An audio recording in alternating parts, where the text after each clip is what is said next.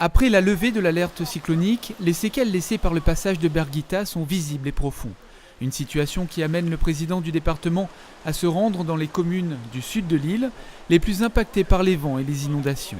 Cyril Melchior mobilise des moyens supplémentaires pour intervenir sur les routes départementales, notamment avec une enveloppe complémentaire de 5 millions d'euros.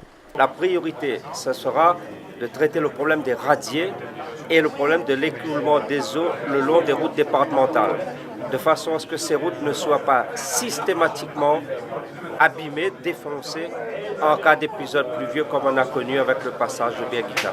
Après Le Tampon, Saint-Pierre, Cyril Melchior s'est rendu à Saint-Louis où il a pu constater les dégâts et apporter son soutien à la population sinistrée. Ici, les eaux ont emporté toute une partie de la route. Là, nous sommes au carrefour des Trois-Ravines, qui certes n'est pas départemental, mais c'est un carrefour de Trois-Ravines sur lequel nous travaillons depuis 3 ans avec le département pour voir si on ne peut pas faire une bascule entre le pont Neuf et ce carrefour, puisque c'est la voie naturelle empruntée par les Réunionnais pour se rendre à la plaine des Macs. Après un passage sur la commune de l'Étang-Salé où il a pu faire le point sur les dégâts et les travaux à venir, il a tenu une réunion avec les présidents des intercommunalités et les maires de l'ensemble des communes de l'île.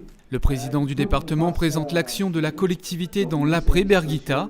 Les agriculteurs bénéficieront d'une aide à la replantation et la demande de calamités agricoles pour l'ensemble du territoire. Le président présente également son projet de solidarité territoriale. Et cette solidarité territoriale, elle prend la forme d'une enveloppe que le département va mobiliser à partir de 2018, une enveloppe de près de 20 millions pour accompagner les communes dans les travaux de proximité, des travaux qui touchent à l'amélioration de la qualité de vie de nos concitoyens. Ces travaux, les mairies vont nous dire quelles sont leurs priorités, les maires et les conseils municipaux vont définir les priorités et le département apportera sa contribution dans le financement de ces projets. La visite se termine dans la commune de Saint-Leu, dans les Hauts, avec les élus et les agents des routes mobilisés depuis plusieurs jours pour rétablir le réseau.